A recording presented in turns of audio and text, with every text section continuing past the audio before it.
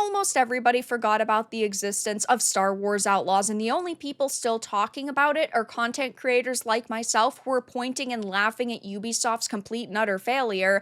But we're finding out that Star Wars Outlaws is currently sitting in the 249th position on SteamDB's most wishlisted upcoming Steam games list, and the title only has 6,789 followers just a day before it goes on sale on Steam. So first of all, I completely forgot that this was coming out on Steam tomorrow. Basically, nobody is talking about it. So it just goes to show that any of the hype surrounding this game is dead. And that's really bad news for Ubisoft because they expected this to be their major holiday title. Of course, it was supposed to be Assassin's Creed Shadows, but that ended up getting delayed until February 2025, so they have to bank on a Star Wars Outlaws and Skull and Bones, I suppose, if they're still trying to make that a thing.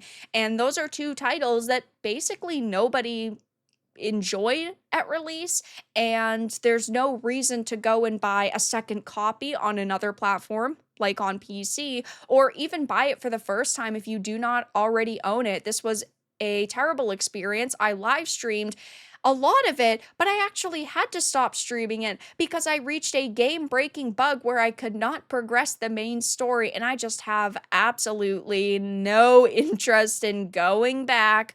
But as you can see, the positioning likely means that the game will have a soft launch on Steam, much like it did when it released outside of Steam back at the end of August. We know that Ubisoft did admit that this underperformed sales expectations, and Yves Guillemot, the Ubisoft CEO, even said that it was our fault that gamers' expectations are too high. And of course, our expectations are high. When you expect us to swipe our credit cards for $60 to $130, depending on the platform and the edition of the game that we want to get, that is insanity. And you need to be delivering an extremely solid product. Awesome gameplay that's fast, it's snappy.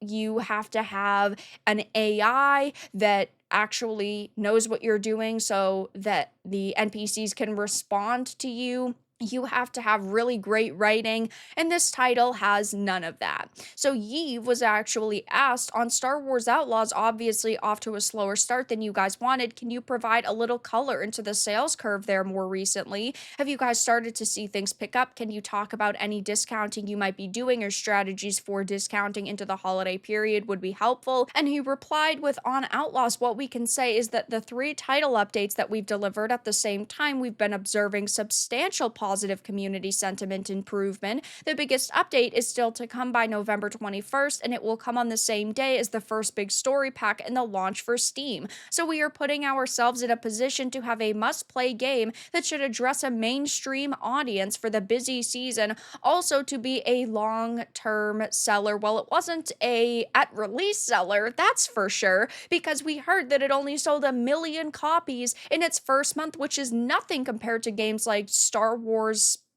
Fallen Order and Jedi Survivor. Those sold over the span of their lives, which I understand is several years, but over 15 million copies combined, which is crazy. And Star Wars Outlaws can't even get a 15th of that. Maybe now it's close to 2 million sales, but I just don't think that this is a game that people really connected with. I know I was just expecting a really larger than life experience, and I didn't get that. It was buggy, it was broken.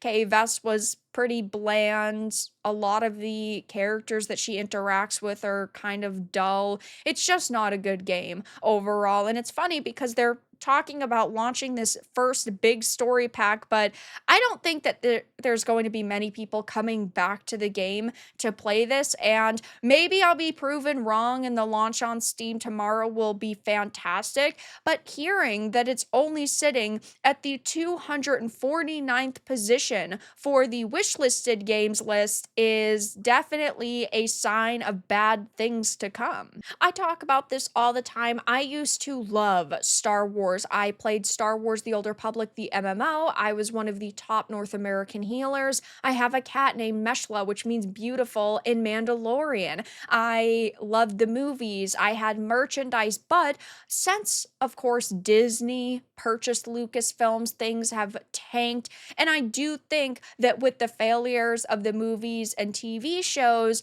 people also have lost a lot of interest in the video game side of things too, because we know that the projects that are being greenlit are not being greenlit because they think that they can tell an amazing story. It's because they think they can push the agenda they want with it. And they believe that they can, I guess, try and sell that to people.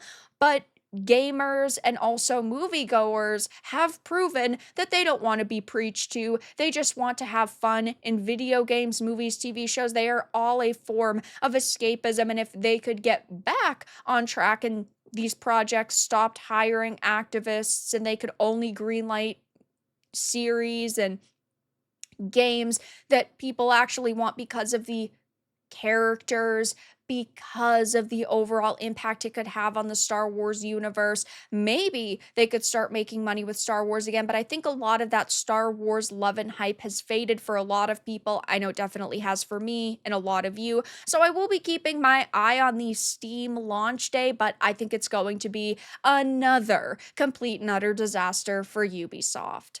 But that's all that I had to discuss in this video. Let everyone know your thoughts in the comments below. If you enjoyed this, give it a like, and if you didn't, give it a dislike. I appreciate your support either way, but I'll talk to you all again in the next video really soon.